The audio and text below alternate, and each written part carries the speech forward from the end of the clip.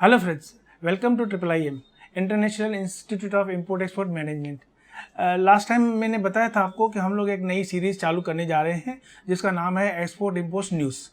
आप लोगों ने जो पहले हम लोगों ने चैनल रिलीज़ किया था उसके बारे में आप लोगों ने बहुत सराहना की है, उसके लिए thank you very much everybody. कुछ टॉपिक्स जो हम लोगों ने लास्ट टाइम भी डिस्कस किए थे उसके बारे में मैं पहले आपको बताना चाहूँगा कि जैसे मैंने आपको कुछ बताया था कि यूएसए ने हमारा जीएसपी का दर्जा वापस ले लिया है। तो कुछ क्वेश्चन ऐसे आए थे कि ये जीएसपी का दर्जा लेना वापस का क्या मीनिंग होता है। कुछ मिसअंडरस्टैंडिंग ऐसी हुई थी कि कुछ क्वेश्चंस आए थे कि जिसके अंदर बोला गया था कि सर वो जीएसपी बंद करने के बाद वो आरईएक्स सिस्टम जो यूरोप के अंदर है वो तो नहीं चालू किया गया है। और आरईएक्स जो था रजिस्टर्ड एक्सपोर्ट सिस्टम जो यूरोप ने चालू किया है जीएसपी बंद करके। हाँ, लेकिन ये जीएसपी बंद करना, ये वाला जीएसपी बंद करना यूएसए का ये जीएसपी बंद करना नहीं है। इसका जीएसपी बंद करने का मतलब ऐसा था कि उन लोगों ने जो हमसे चीज़ें इंपोर्ट कर रहे थे उसके अंदर जीएसपी के अंतर्गत वहाँ पर जो इंपोर्ट ड्यूटी नहीं लगाई जा रही थी उसके बारे में की बात थी। तो ये जो मिसअंडरस्टैंडिंग है वो मैंने क्लियर की। आई होप कि अभी आपको ये बात क्लियर हो चुकी होगी। दो अच्छी गुड न्यूज़ में पहले शुरू करने से पहले आपको देना चाहता हूँ, वो ये है कि डीजीएफटी ने हम लोगों को एक कॉल सेंटर चालू किया है बॉम्बे के अंदर। आप लोगों को किसी भी प्रकार का लाइसेंसिंग के बारे में, डीजीएफटी के बारे में किसी भी प्रकार का कोई भी क्वेश्चन है तो आप उस नंबरों के ऊपर आप उनको फ़ोन करके भी बात करके अपना सॉल्यूशन ले सकते हैं। हालांकि आपके पास डीजीएफटी के लिए कांटेक्ट करके वहां पे लिख के भी उनसे आंसर्स मंगा सकते हैं। उनकी लिंक हम लोगों ने और उनके जो कॉन्टेक्ट डिटेल्स हैं और ईमेल एड्रेसेस हैं वो हम लोगों ने आप लोगों को यहाँ पे नीचे लिंक पे दी हुई है। दूसरी एक अच्छी बात है कि हमारे पास एफडीआई जून के अंदर 25 जून तक 10,312 करोड़ अब इस तारीख तक आ चुका है। तो ये एक अच्छी न्यूज़ है। ओवरसीज इन्वेस्टमेंट का जो इन्फ्यूज अगर इतना करोड़ तक हमारा डोमेस्टिक कैपिटल मार्केट के अंदर आया है तो ये हमारी इकोनॉमी के लिए बहुत अच्छा रहेगा। दूसरे टॉपिक में ले रहा हूँ, उसके पहले आप लोगों को गुजारिश है कि आप हमारे चैनल को लाइक करते रहिए और दूसरे लोगों को शेयर भी कीजिए ताकि ये जो न्यूज़ है, जो ये अपडेशन है बहुत लोगों तक पहुँचती रहे और आप लोग अच्छी तरह से उसको अच्छी तरह एक्सपोर्ट करते रहें। अभी दूसरी बात आ रही है जो बार बार पेपर के अंदर और न्यूज़ चैनलों के ऊपर कि यूएस और ईरान वार के बारे में आ रहा है। तो पहले मैं आपको ये बताऊं कि इंडिया का टोटल जो हमारा जो खप है ऑयल का, उसमें से हम लोग के पास सिर्फ 16% ऑयल इंडिया के पास है और 84% we are dependent on other countries जो हम लोग बाहर से लेते हैं। और out of that 66% we are buying it from Iran. तो ये जो है ईरान से लेना, अगर $10 का भी अगर कुछ फर्क पड़ रहा है तो इंडिया का जो डोमेस्टिक 0.40% ग्रॉस डोमेस्टिक प्रोडक्ट के अंदर डिफिसिट आ जाता है। तो अगर थोड़ी भी अगर ईरान से हम लोगों ने इंपोर्ट करना बंद किया तो बहुत नुकसान हो सकता है।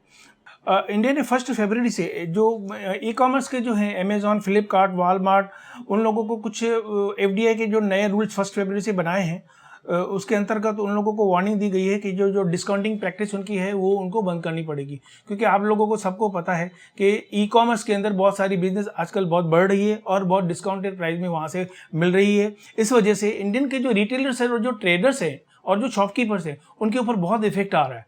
तो इंडिया इसके ऊपर वापस पॉलिसी को रिन्यू करने जा रही है जिस तरह से होके कि जो डोमेस्टिक हमारी मार्केट है उसको किसी भी प्रकार का कोई भी इम्पैक्ट नहीं आना चाहिए।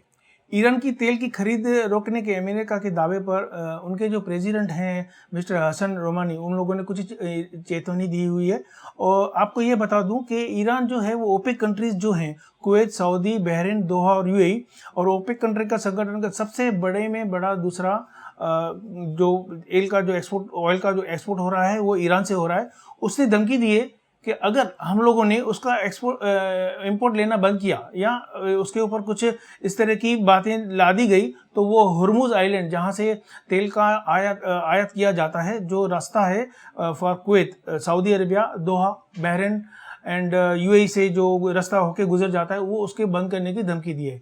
अगर ऐसा हुआ तो ऑयल के जो सप्लाई है दुनिया की वो बंद होने की वजह से बहुत इंडिया इंटरनेशनल ट्रेड के अंदर उसका बहुत बड़ा इफेक्ट आने की संभावना है। ईरान से जो सबसे ज़्यादा तेल ले रहे हैं वो है India, China, Taiwan, south Korea और तुर्की। ये जो 5 कंट्रीज़ हैं वो ईरान से अभी भी ऑयल ले रही हैं, डिस्पाइट के ईरान के यूएसए ने इनके ऊपर सैंक्शन लगाए हुए हैं। बहुत टाइम से हम लोगों को भी ईरान से तेल लेने के लिए बंद करने की बात की गई है। फिर से हम लोगों को बताया गया है कि 2 नवंबर से इसको फिर से बंद करना है, लेकिन ये पॉसिबल नहीं हो पाएगा, क्योंकि यूएसए ने ये बात का आश्वासन दिया था इंडिया को कि अगर आप ईरान से ऑयल लेना बंद करेंगे तो ईरान से कम प्राइस में यूएसए और सऊदीया हमको सप्लाई करेगी, लेकिन वो वाला अभी तक आश्वासन हम लोगों को प्रॉपर्ली इम्प्लीमेंट नहीं किया गया है। यूएसए ने भारत को जो भारत का जो जीएसपी लेने को बंद किया है, उसके अंदर यूएसए के अंदर ही उनकी जो डेमोक्रेटिक पब्लिक पार्टी है, उन लोगों ने भी उसका विरोध किया हुआ है कि नहीं, इंडिया को ये जीएसपी दर्जा वापस दिया जाए, क्योंकि इंडिया से उनका ज़्यादा से ज़्यादा इंपोर्ट हो रहा है और अच्छी मात्रा में हो रहा है। इंडिया का जितना टोटल एक्सपोर्ट है वो नंबर 1 पे अमेरिका है और हमारे इंडिया का वो 19% के ऊपर है। तो उनकी जो खुद की जो पब्लिक है, जो खुद के जो वहाँ के लोग हैं और उनकी जो अपोजिशन पार्टी हैं, वो भी चाहती हैं कि हमारा जीएसपी का दर्जा हमें वापस दिया जाए। ट्रम्प ने कहा है कि इंपोर्ट जो हो रहा है अमेरिका से दूसरी कंट्रीज़ के अंदर, उसके ऊपर पूरी की पूरी इंपोर्ट ड्यूटी को नाबूद किया जाए। इंडिया अमेरिका का जो उत्पादन है उसकी भी 100% आयात इंडिया जो है, जो भी अमेरिका से इंपोर्ट कर रहा है उसके ऊपर अभी 100% ड्यूटी लगा रहा है। ट्रम्प ने कहा है कि ये जो व्यापार का जो बैलेंस है उसको हमको पूरी तरह से अच्छी तरह से बैलेंस करना है। यूरोपियन यूनियन, चीन, भारत ट्रेड में पूरा संतुलन नहीं कर रहे हैं और उन्होंने ये भी बताया है कि ट्रेड का जो बैरियर है और ट्रेड की जो इंपोर्ट ड्यूटी हम लोग जो लगा रहे हैं उसको पूरी तरह से समाप्त कर दिया जाना चाहिए। उन्होंने ऐसा भी बताया है कि हमारी बातचीत कुछ कंट्रियों से चालू है और इस अंतर्गत उन लोगों को कुछ एक्सपेक्टेशंस हैं कि ये पूरी की पूरी ड्यूटी नाबूद की जाएगी। वेनेजुएला ने कच्चे तेल का एक्सपोर्ट करने में रुपये में सेटलमेंट करने के लिए की ऑफर की है। इसके अंतर्गत अगर हम लोग वेनेजुएला से ऑयल को इम्पोर्ट कर रहे हैं तो उस इम्पोर्ट के अंतर्गत हम रुपये में पेमेंट कर सकते हैं और इस अंतर्गत दोनों को फ़ायदा होगा। ये पेमेंट यूएस डॉलर के थ्रू रूट ना होगी, तो उसके अंतर्गत बाकी के जो हम लोग वहाँ से अगर इंपोर्ट आईएनआर में कर रहे हैं तो एक्सपोर्ट भी हमारा वहाँ पे आईएनआर के अंतर्गत होगा। India has for long been pressing China for clear the roadmap for its pharmaceutical products which are under pressure for the high prices of the cancer and generic। China ने हमारी जो कैंसर की और genetic product का जो import कर रही है उसके ऊपर बहुत हाई प्राइस लगा दी गई है। उसके अंतर्गत हमारा जो डिफिसिट है वो बढ़ चुका है $50 बिलियन। तो हम लोगों ने चाइना के साथ इस बात का बहुत प्रेशर लगाया हुआ है कि इस पर्टिकुलर प्रोडक्टों को इंपोर्ट करने की जो उन लोगों ने जो ड्यूटी लगाई है, हाई प्राइस कर दी है, उनको नाबूद किया जाए। बाकी की डिटेल हम लोग आप लोगों को लिंक दी हुई है, आप उसके अंतर्गत जाके इसको अच्छी तरह से ज़्यादा डिटेल पा सकते हैं। जेम्स एंड ज्वेलरी काउंसिल ने बताया है कि उनका जो हमारा जो एक्सपोर्ट है वो 13% 3.2 बिलियन से बहुत इस बार नीचे गिर चुका है। ये हुआ है यूएस और चाइना ट्रेड के वार के अंतर्गत। और हमारा जो डाटा जो बताया जा रहा है वो 90% of the world rough diamond polish सिर्फ इंडिया से हो रहा था। और लेकिन एक दूसरी बात यहाँ पर है कि जो सिंथेटिक और पर्ल जो है वो ग्रो हुआ है, वो 111% एंड 43% रिस्पेक्टिवली। कहने का मतलब सिंथेटिक में 111% का हमारा इंक्रीज हुआ है और 43% इन स्टोन्स और पर्ल्स के अंदर हमारा इंक्रीज हुआ है। लेकिन बाकी जेम्स एंड ज्वेलरी का जो हमारा एक्सपोर्ट है वो 13% से नीचे गिरा हुआ है। इससे यूएसए और इंडिया के ट्रेड वॉर के अंतर्गत इंडिया ने भी 16 जून से 28 आइटमों के ऊपर जो इंपोर्ट यूएसए से हो रहा था उनकी ड्यूटी बढ़ा दी गई है। हम अगर एप्पल की बात करें, मैं सेफ की बात कर रहा हूँ, सेफ मतलब एप्पल खाने की एप्पल, नॉट द मोबाइल्स। उनकी जो ड्यूटी बढ़ाई हुई है और 50% से 70% कर दी है। इसके लिए जो डिलीशियस और ग्रैंड गाला एप्पल हमारे यूएसए से आ रहे हैं वो हमारे इंडियन मार्केट से गुम हो चुके हैं। और कुछ इंपोर्टरों ने यह भी बताया है कि उन लोग, क्योंकि इंडिया के अंदर एप्पल की ड्यूटी बढ़ाई जा रही है, इसके लिए उन लोगों ने अपना जो इंपोर्ट यूएसए से किया था टू इंडिया, उन लोगों ने डाइवर्ट करके सिंगापुर वो ले चुके हैं। उसका अप्रॉक्सीमेटली 6 करोड़ की कंसाइनमेंट एक पर्टिकुलर एक्सपोर्टर ने हम लोगों को बताया हुआ है। अगर इटालियन एप्पल की बात करें तो उनकी जो प्राइस अभी चल रही है मार्केट के अंदर 1500 टू 1600 पर बॉक्स, लेकिन वो 14 kg का बॉक्स है। और यूएसए का जो एप्पल आ रहा है वो 2600 से लेके 2700 पर बॉक्स की प्राइस है, लेकिन उसका जो 20 kgs का बॉक्स है। लेकिन मार्जिनली देखने जाए तो इटालियन यूएसए का जो एप्पल है अभी भी इटाली से हम लोगों को थोड़ा चीप पड़ रहे हैं। तो ये ट्रेड वॉर के बारे में एप्पल के ऊपर भी बहुत सारा इफेक्ट आया हुआ है। फिसाई के बारे में आपको पता होगा, जो हमारा food safety and standard authority of India है, उन लोगों ने प्लान किया है और कुछ नोटिफाई पॉइंट्स इंडिया में इंपोर्ट करने के लिए बनाई हुई है। उनके पीछे का रीज़न ये था, ईज ऑफ डूइंग बिजनेस और safety of the food product imported into India.